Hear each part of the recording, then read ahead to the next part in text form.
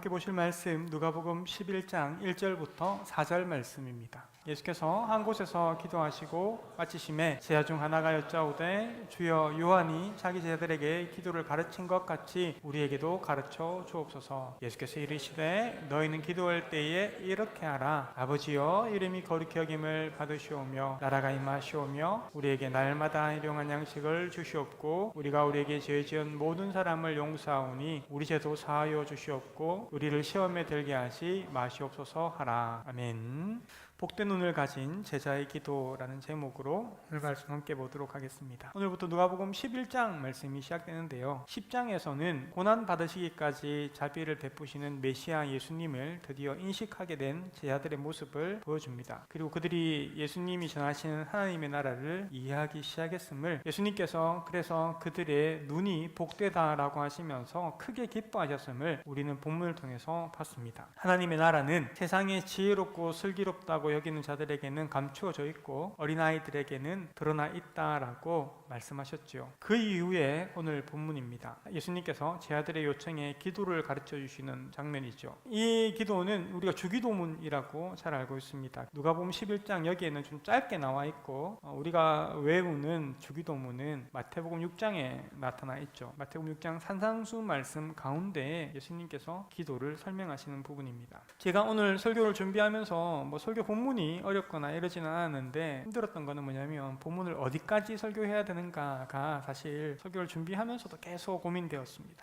저는 4절까지 설교하고 싶은 게 아니라 13절까지 하고 싶었거든요. 왜냐하면 오늘 누가복음에서 말하고 있는 기도의 방점은 1절부터 4절에 나타나는 것이 아니라 뒷부분 5절부터 13절까지에 나타납니다. 그래서 5절부터 13절의 내용을 하고 싶었어요. 저는 좀 성향이 새로운 것을 좋아하는 성향이 있어가지고 좀 뭔가 또 새로운 시각이 없을까, 새로운 말씀에 도전이 없을까를 찾는 것이 제가 말씀을 읽는 즐거운 가운데 하나인데 사실 오늘 1절부터 4절 말씀은 제가 23년도 봄에 여러분 기억나시는가 모르겠는데 산상수 말씀을 쭉 했거든요. 그러면서 주기도문을 가지고 8번 설교를 3월달부터 5월달까지 그 봄을 다 주기도문으로 보냈습니다. 23년도 봄이었거든요. 2년 반이 지났네요. 2년 반이 지났는데 주기도문을 하려고 하니까 제 마음속에는 사실 누가복음에서 말하고 있는 그 기도에 관한 교훈은 뒤쪽에 있는데 이렇게 생각을 하다가 토요일 아침까지도 자고 일어나서도 막 고민을 하고 계속 고민을 했어요. 여러 가지 생각을 해봤는데 일단 여러분들이 주기도문에 대한 내용을 좀 잊어버렸을 수도 있겠다. 한번 짚고 가야 되겠다 라는 생각도 했고 가장 결정적으로 결정한 거는 1절부터 13절까지 하면 너무 길겠다.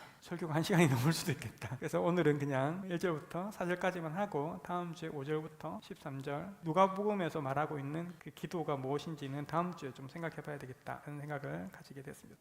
다행입니다.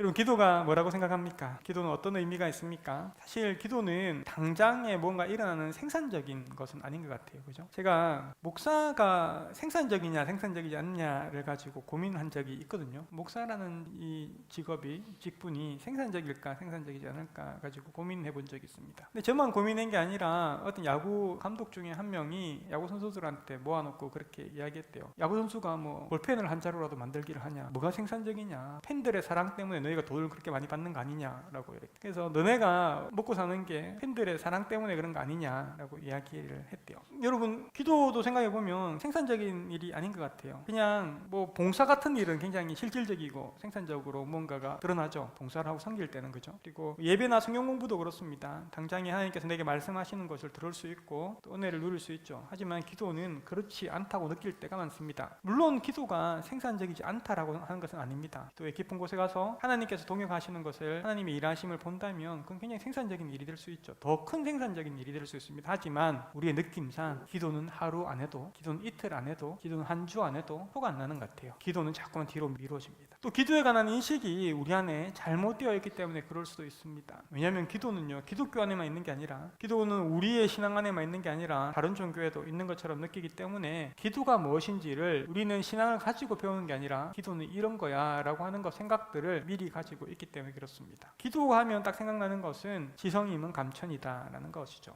열심히 기도하면 하나님이 내 소원을 들어주신다. 이게 기도에 대한 우리의 인식입니다. 그런데 과연 우리의 인식이, 우리의 기도에 대한 생각이 지성이면 감천이다 정도로 거친다면 그것이 과연 우리 신앙에서 맞습니까? 우리 신앙에서 과연 그게 맞느냐라는 겁니다. 금요일날 제가 이런 뉴스 기사 하나를 봤습니다. 서울구치소에 감금되어 있는 전직 대통령에 관한 기사 하나 봤는데요. 그 대통령이 극우 유튜브 전환기 실시에게 보낸 그 편지에 이렇게 되어 있었습니다. 전 선생님은 하나님이 대한민국에 보내주신 귀한 선물이라 생각합니다. 그래서 전 선생님의 안전과 건강을 지켜달라고 하나님께 아침 저녁으로 늘 기도하고 있습니다. 이렇게 편지를 보냈다고 합니다. 기사를 보면서 언제 전직 대통령이 하나님을 믿었지? 뭘 기도한다는 걸까? 누구에게 기도한다는 걸까? 이게 기도가 맞나?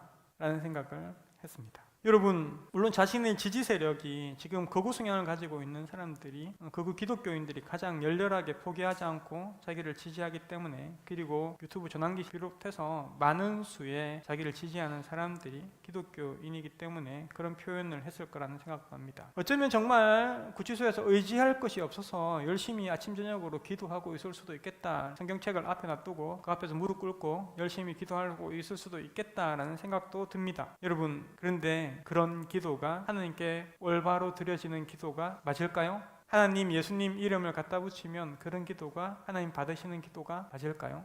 열심히 기도한다고 해서, 정성을 다해서 기도한다고 해서 그것이 기도가 맞을까요? 여러분, 편지를 보낼 때 주소도 모르는데 그냥 이름만 또박또박 정확하게 적어서 편지를 보내면 편지가 우리가 바라는 대로 도착합니까? 다른 종교에서는 그게 가능할지 모르겠습니다. 하지만 예수님을 따르는 우리 신앙에서 그게 가능하냐는 것입니다. 오늘 본문을 살펴보면서 내 기도는 어떠한지, 내 기도는 그 기준에 맞는지, 내 기도는 과연 복된 눈을 가진 자의 기도가 맞는지를 살펴보시기를 바랍니다. 마태복음의 경우와 누가복음의 경우 주기도문이 좀 다르죠. 일단 누가복음은 좀 함축적으로 짧게 되어 있는 것 같습니다. 마태복음은 훨씬 더 우리가 외우는 대로 길게 되어 있습니다. 그래서 보통은 주기도문에 관한 설교 말씀을 할 때는 마태복음 본문을 가지고 합니다. 또 제가 앞서서 말씀드린 것처럼 누가복음에서 방점이 이 주기도문에 있는 것이 아니라 그 뒤에 사건에게 있기 때문에 그럴 수도 있습니다. 여러분, 마태복음 같은 경우는 이렇게 되어 있거든요. 산상수훈이라고 하는 그 말씀 5, 6, 7장이 이어지는 그 산상수훈 말씀 한가운데 주기도문이 있습니다. 하나님 나라 백성의 정체성을 산상수훈 처음에 예수님께서 이야기하시죠. 그죠? 마음이 가난한 자는 복이 있나니 이러면서 하나님 나라의 정체성을 선포하십니다. 이야기를 하시거든요. 그 다음에 그의 백성이 어떤 존재인지 세상 속에서 빛과 소금 되었다라는 이야기들을 이어서 하시죠. 그 다음에 외식과 자기 의로움을 경계하라는 경고의 말씀을 산상수훈에서 다음에 이어서 하십니다. 그 다음 기도를 가르쳐 주십니다. 그러면서 기도의 모범은 이렇다라고 주기도문을 설명하시죠. 하지만 누가복음은 어떤 맥락에서, 어떤 문맥에서 주기도문 이야기가 시작됩니까? 마태복음처럼 팔복으로 시작한다면 우리가 누가복음 6장부터 봤잖아요. 그죠? 6장에 뭐가 나타납니까? 12제자를 부르시고 팔복과 비슷한 사복사화 이야기를 시작하시죠. 누가복음 사복사화로 되어 있습니다. 하나님 나라 정체성을 그렇게 설명하시고 난 다음에 이후에 계속해서 누가복음의 관심은 어디에 있습니까? 제자들에게 있다고요. 계속 제자들에게 관심이 있다. 제자들은 예수님을 메시아로 인정했지만 베드로는 근사하게 고백했습니다. 메시아로 예수님을 인정했죠. 하지만 그들이 생각하는 구원과 그들이 생각하는 메시아는 달랐습니다. 정치 군사적으로 이스라엘을 구원할 다윗과 같은 왕이라고 그들은 생각했습니다. 하지만 점차 그들은 예수님이 죄와 사망으로부터 온 인류를 구원할 구원을 베푸시는 메시아, 그 방법이 메시아의 고난과 죽음이라는 방법으로 우리를 구원하실 메시아임을 그들은 받아들이기 시작했죠. 예수님의 인내심 때문에 그들은 그걸 이해하기 시작했습니다.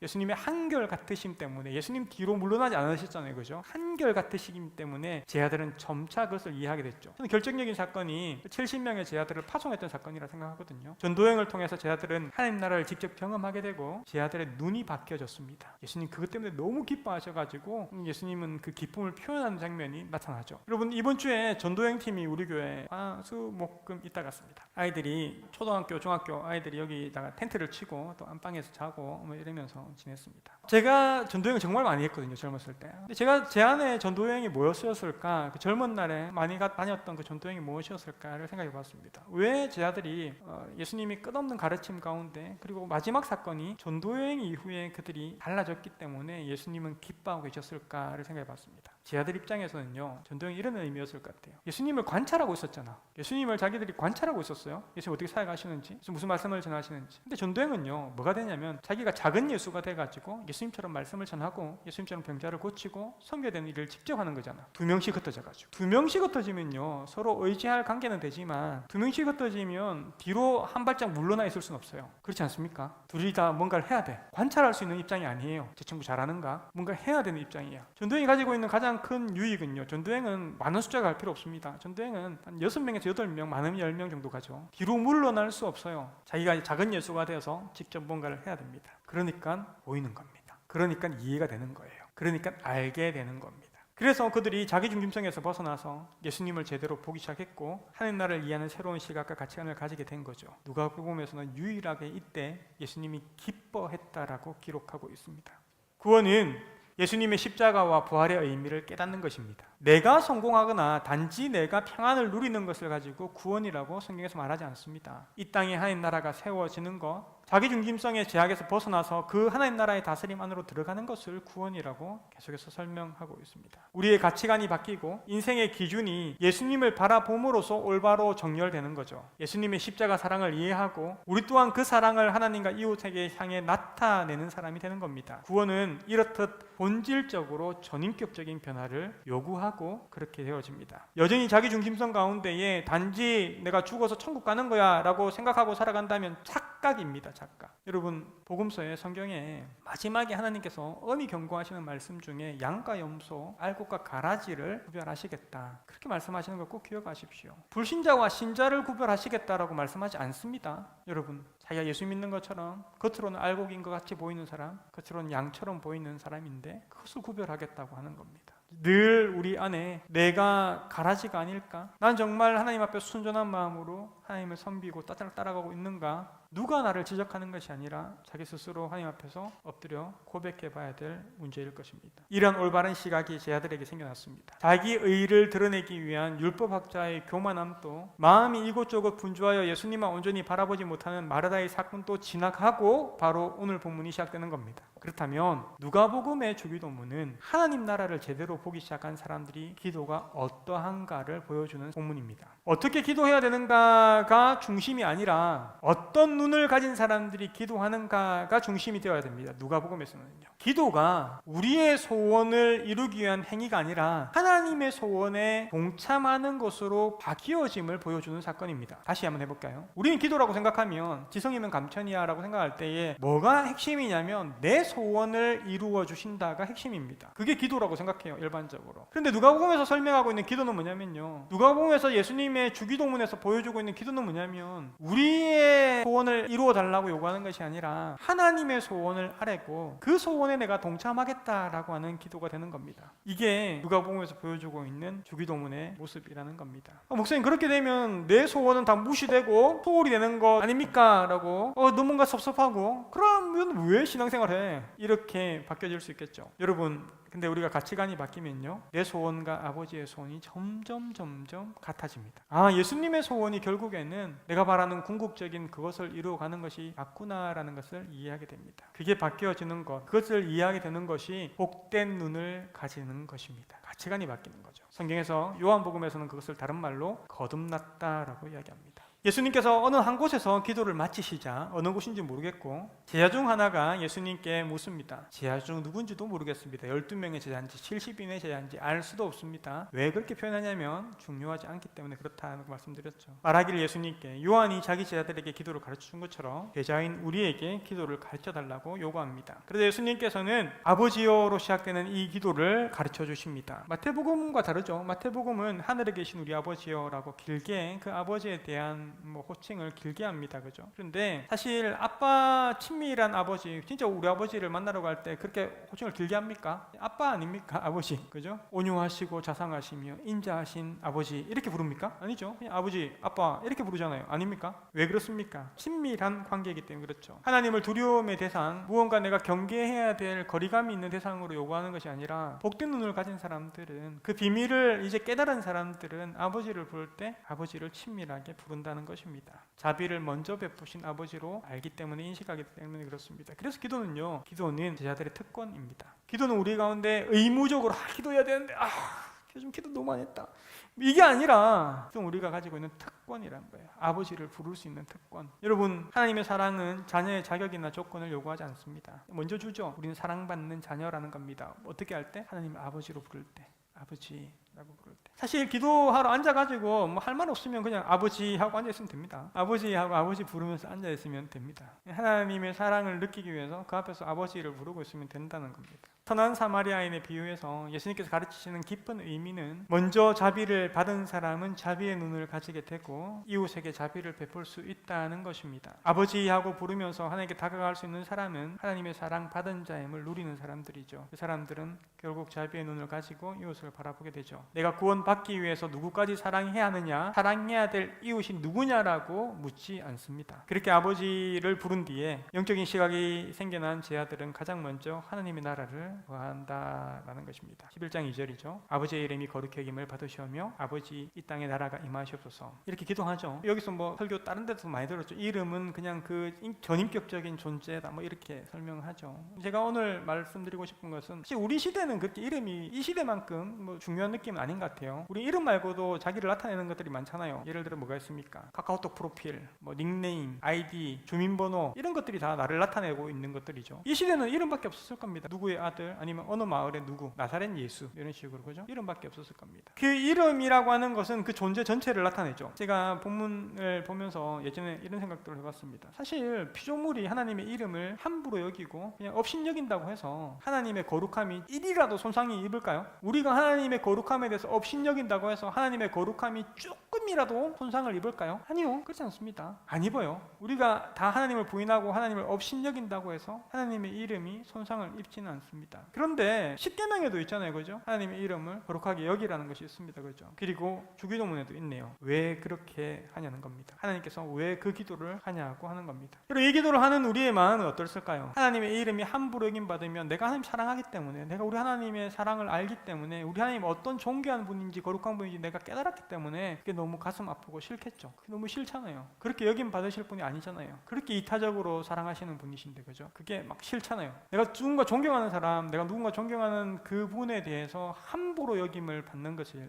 화가 나잖아요. 하나님을 사랑하는 우리의 마음이 여기 담겨져 있겠죠. 두 번째, 조금 더 깊이 생각해 보면 이런 겁니다. 여러분, 하나님의 이름이 거룩히 여김을 받는다라고 할 때에 세상 가운데 사람들이 하나님의 이름을 거룩하게 여긴다는 것은 시각이 바뀌는 거죠. 하나님을 함부로 대하지 않는 겁니다. 그럼 다른 말로 뭡니까? 구원받는 사람들이 많아졌다라는 겁니다. 뒤에 있는 하나님의 나라가 임하시옵소서랑 똑같은 말입니다. 결국에는 하나님의 이름 거룩히 여김을 받는다, 사람들로 하여금 하나님의 이름 거룩히 여김을 받는다는 말은 하나님의 나라가 이 땅에 임했다는 거죠. 그래서 이 기도는 하나님을 위하고 하나님을 위하는 내 마음을 드리는 기도가 맞는데, 이 기도는 또 무슨 기도가 되냐면 선교적인 기도입니다. 이 땅에 있는 사람들이 주님을 경외하고 거룩함으로 바라볼 수 있게끔 기도하는 거죠. 여러분, 마치 창세기 12장에 이 본문에 관해서 12장의 1절부터 3절, 1절부터 5절, 이 본문이 너무 중요하다고 말씀드렸던 게 뭐냐면, 아브라함을 복의 근원, 열방의 복의 근원으로 삼으시는 이 본문, 하나님께서 약속하시잖아요, 아브라함하고, 그죠? 그런데 이때의 핵심적인 거는 뭐냐면, 아브라함은 복의 근원으로 땅을 살아가면서 그 열방을 돌아다니면서 저 사람에게는 복을 주세요 하나님, 이 사람은 복을 주세요, 이렇게 하는 게 아니라고요. 아브라함에게 선대하는 사람, 아브라함에게 잘해주는 사람에게 복을 줄 것이고, 아브라함에게 해꾸지라는 사람에게 하나님께서 심판하시겠다라고 하셨잖아요. 아브라함은 어떻게 열방 가운데 복을 나눠주고 가냐면, 아브라함은 사람들이 아브라함을 칭찬하고 선대했을 때 하나님께서 복을 주시겠다고 했습니다. 무슨 말인지 아시겠어요? 아브라함이 만약에 복을 나눠주는 권한이 있다면 아브라함은 교만해질 겁니다. 근데 아브라함은 복을 나눠주는 권한이 있긴 한데, 그 권한이 어떤 식으로 다가오냐면 자기가 지목해서 직접적으로 주는 것이 아니라 자기에게 잘해주는 사람에게 하나님께서 복을 주시겠다고 하셨어요. 아브라함은 교만할 수 없습니다. 아브라함이 열방의 복이 되기 위해서는 어떻게 해야 됩니까? 자기도 누군가를 선대해야죠. 자기도 누군가를 잘해줘야죠. 자기도 누군가에게 사랑을 베풀어야죠. 그럼 그 사람들이 칭찬할 거잖아. 아브라함에게 더 잘해주려고 막 애를 쓸 거잖아. 그때 복이 임하지 않을까요? 여러분, 하나님의 이름을 거룩하게 한다. 우리는요, 이 땅 가운데서 어떻게 부름받았냐면, 하나님 우리를 부르실 때 이렇게 부르셨잖아요. 출애굽기 19장 6절 말씀입니다.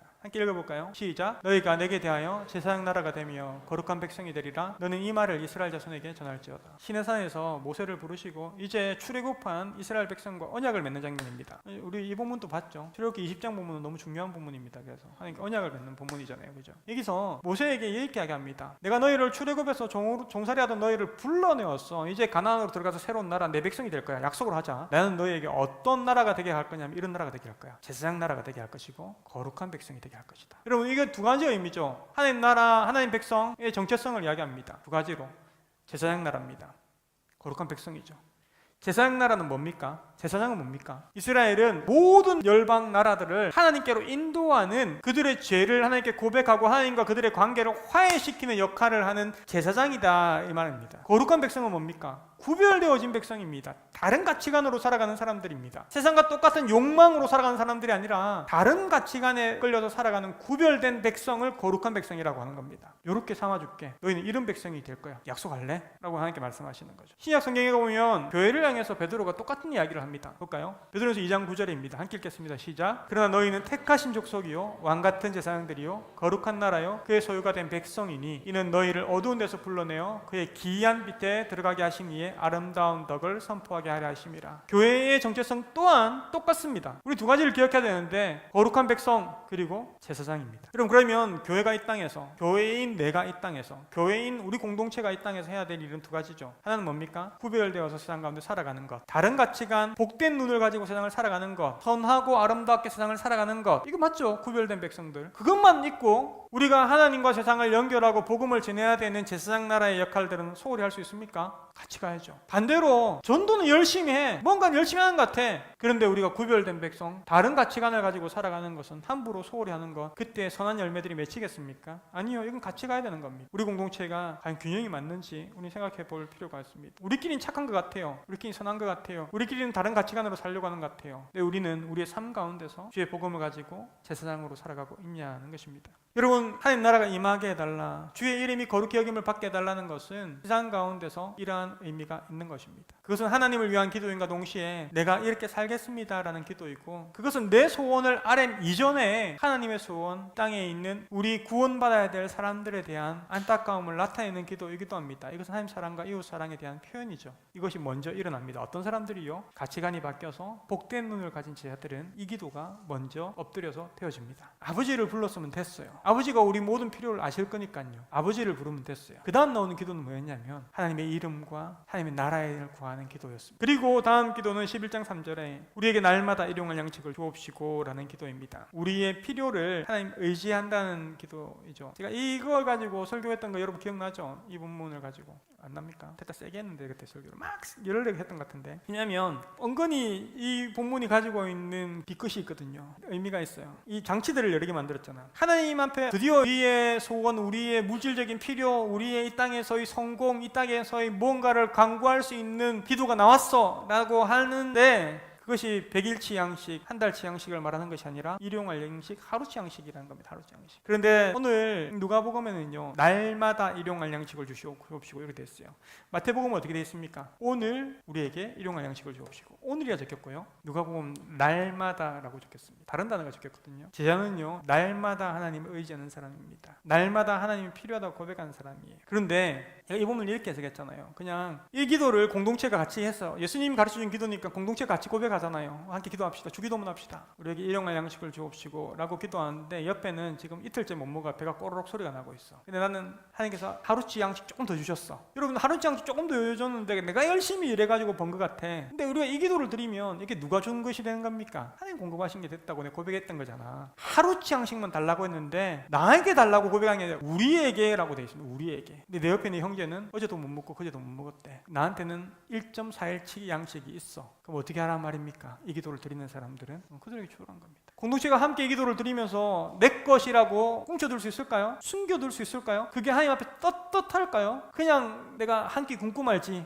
사실 이 기도는 내 필요를 간구하는 기도인과 동시에 이 기도는 내 욕망을 제어하는 기도가 됩니다. 그래서 뒤끝이 있죠. 좀 교묘하죠. 하나님, 내가 이 기도를 올려드립니다. 하나님, 내 옆에 있는 굶고 있는 형제를 바라봅니다 라는 기도가 되는 것이죠. 그리고 하나님 영광을 위해서 우리는 물질을 구할 수 있죠. 사실 물질을 구할 수 있습니다. 목사님, 그러면 우리 날마다 하루치 양식 가지고 어떻게 어떻게 사업을 하고 어떻게 내일을 건사하고 뭔가 할 수 있겠습니까? 애들 등록금을 마련해라도 하루 장식으로는 될 일이 아니지 않습니까? 요즘 등록금이 얼만데요? 뭐 이렇게 여러 가지 생각들이 있을 수 있죠. 맞아요. 근데 이 고백은 뭐냐면요, 이 고백이 가지고 있는 의미를 우리가 깨달아야 된다는 거죠. 우리의 욕망을 위해서 하나님께 물질을 구하는 것이 아니란 겁니다. 아니면 저는 하나님을 위해서 이거 기도를 더 큰 물질을 구하는 기도도 괜찮다고 생각합니다. 하지만 우리의 욕망이 제어되어야 된다는 거죠. 그 다음 기도는 용서에 관한 부분입니다. 용서. 우리가 우리에게 죄 지은 사람을 용서하오니 우리 죄도 사하여 주옵소서라고 기도합니다. 이것도 마태복음 할 때 강조했는데, 그걸 문자적으로 읽으면 내가 다른 사람을 용서해야지 하나님 나를 용서하신다라는 용서의 조건을 말하면서 하나님께 요구하는 것 같습니다. 그래서 우리가 하나님께 용서받으려면, 다른 말로 우리가 죄사함을 받게 되려면, 다른 말로 우리가 구원받게 되려면, 우리가 하나님과 화해하려면 다 똑같은 말이죠, 그죠? 내가 누군가를 용서해야 되는 조건이 필요한가? 나는 용서 못하는 사람이 있는데 라고 생각할 수 있겠죠. 목사님도 미워하고 싫어하는 사람이 있잖아요. 이렇게 이야기할 수 있겠죠. 제가 누누이 말했지만 그 사람이 어떠함이 뭐 싫은 거지. 그 사람이 우리 교회 등록하면 제가 뭐 싫어하겠냐고. 그 사람 내 옆에 있으면 내가 싫어하겠냐고. 인간적으로 계속 만나보려고 애쓰겠죠. 물론 안 맞는 게 많겠지만 용서하기 위해서 애를 쓰겠죠. 관계하기 위해서 애를 쓰겠죠. 사랑하기 위해서 애를 쓸 것 같아요. 여러분들도 그러실 것 같고요. 그런데요, 진짜 용서가 안 될 때도 있잖아요. 시간이 걸릴 때도 있습니다. 부대낄 때도 있잖아요, 그죠? 그럼 생각하기를, 우리의 이 기도를 드리는 사람들의 입장에서 생각해야 될 건 뭐냐입니까? 내가 어떤 용서를 받았는지를 생각하는 겁니다. 용서라는 개념은요, 용서라는 개념은 십자가의 개념이잖아요. 십자가는 어떤 의미입니까? 우리 사랑했다는 의미만 됩니까? 십자가는 우리를 용서하셨다는 의미잖아. 우리가 죄인인데, 우리가 하나님을 거역하고 살아가는 죄인인데, 십자가는 하나님께서 그 죄를 용서하셨음을 나타내신 거잖아. 내가 대신 그 죄의 값을 담당해 줄게 라는 거잖아. 그래서 우리는 하나님 앞에서 용서함을 받은 사람들이잖아요. 용서는요, 용서받았음을 기억하는 거죠. 우리가 이 기도는 우리가 하나님께 용서받기 위해서 용서해야 되는 조건을 말하는 것이 아니라, 이거는 우리가 뒤로 물러나지 않겠다는 것을 강하게 고백하는 겁니다. 하나님이 용서받았음을 기억하고 나도 용서의 사람이 되겠습니다. 그게 거룩한 백성이거든요. 그게 용서받은 거룩한 백성이거든요. 저는 여러분들에게, 여러분이 누구 미워 죽겠어요, 힘들어 죽겠어요, 싫어 죽겠어요 막 이렇게 이야기할 때, 용서해야지, 예수님 우리를 용서하셨잖아, 이렇게 말하진 않습니다. 여러분들이 그 알고 있지, 그걸 몰라서 용서 안 되는 게 아니잖아, 그지? 지금 그래서 내가 뭐 그렇게 하면 밉상이지. 목사님 진짜 말하기 싫다, 진짜 말만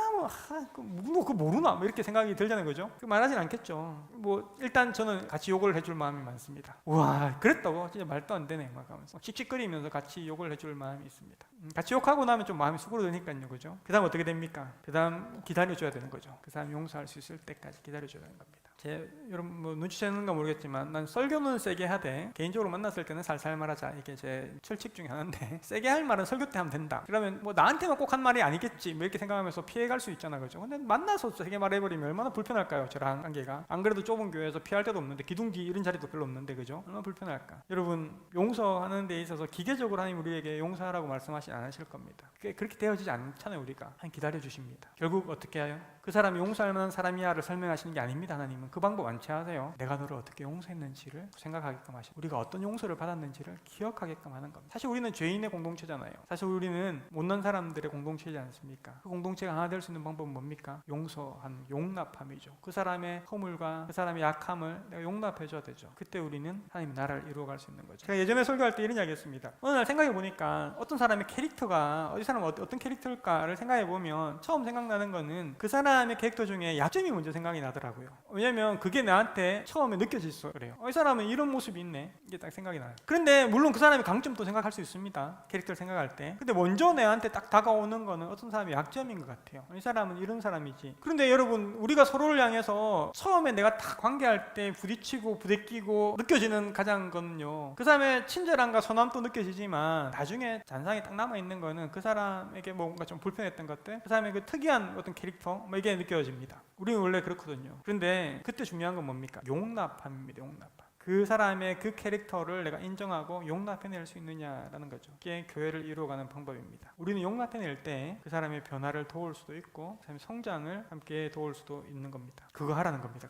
그게 핵심이야. 그게 복음의 핵심이야. 그건 단점이야. 그 네가 뜯어 고쳐야 돼. 뭐 이렇게 접근하지 말라는 겁니다. 우리가 해야 될 일은 뭐라고요? 용납하고 용서하는 겁니다. 이게 핵심이야라는 겁니다. 그리고 나서 또 우리에게 말씀하시는 기도는 뭐냐면요, 우리 기도는 시험에 들게 하지 마옵시고 라는 기도입니다. 우리는 시험에 듭니다. 우리는 쉽게 유혹당하고 우리는 믿음의 시련을, 믿음의 도전들을 삶에서 받기도 합니다. 내 안에 있는 유혹도 있고요, 외부에서 오는 유혹과 외부에서 오는 시련도 있습니다. 그래서 제자의 삶은 다른 방법으로 거룩하게 살아가는 것이 이 땅에서 쉽지 않습니다. 세상의 악한 영들도 가만히 놓아두지 않을 겁니다. 그렇죠? 그래서 우리는 뭘 해야 됩니까? 하나님께 도움을 구해서 또 해야 됩니다. 시련과 환난 가운데 주님을 부인하지 않고 주님을 쫓을 수 있도록 도움을 구하는 것은 겸손한 모습이죠. 내 연약함을 인정하는 겸손한 기도입니다. 우리가 아무리 하나님 나라를 보는 눈을 가졌다고 할지라도 세상의 유혹과 시련에서 넘어진다면 그 눈은 금방 난 그 눈이 있었는데 라는 것이 아니라 흐려질 것입니다. 그래서 이 기도는 복된 눈을 지켜가는 기도입니다. 오늘 설교 준비하면서 이런 생각해 봤습니다. 이 주기도문이 어떤 의미일까를 생각해 보는데, 이 주기도문이 예수님께서 우리에게 주기도문을 설명해 주셨어요. 그죠? 주기도문은 내가 주기도문을 해야지 그런 모습으로 닮아갈 수 있는 것이 될까? 아니면 나는 그런 사람이기 때문에 이 주기도문을 하게 될 수 있을까? 주기도문을 보면 하나같이 자기중심성이 깨어져 있는 기도를 이야기하고 있는 거거든요. 심지어 물질을 구하는 일용할 양식도 자기중심성이 깨어져 버려 있는 모습이라고 설명했잖아요. 그죠? 이 기도는 나를 위한 기도가 아니에요. 그러면 내가 복된 눈을 가졌을 때에야 이 기도를 할 수 있는지, 혹은 이 기도를 함으로써 복된 눈을 지켜갈 수 있는지, 물론 여러분 답을 아시는 눈치는 둘 다죠. 둘 다입니다. 복된 눈을 가진 사람이 이런 기도를 하게 될 것입니다. 두 번째, 복된 눈을 가졌기 때문에 난 다 됐어 라고 생각하는 것이 아니라 우리의 구원을 이루어가기 때문에 우리의 복된 눈을, 그 가치관을 지켜가기 위해서 우리는 이 기도를 쉬지 않고 해야 되는 것입니다. 여러분들의 기도가, 주일날 하는 대표 기도가 이 범위 안에서 기도가 되어줬으면 좋겠습니다. 이 범위 안에서 이제 구체적으로 우리의 것들을 집어넣어서 기도하면 되는 겁니다.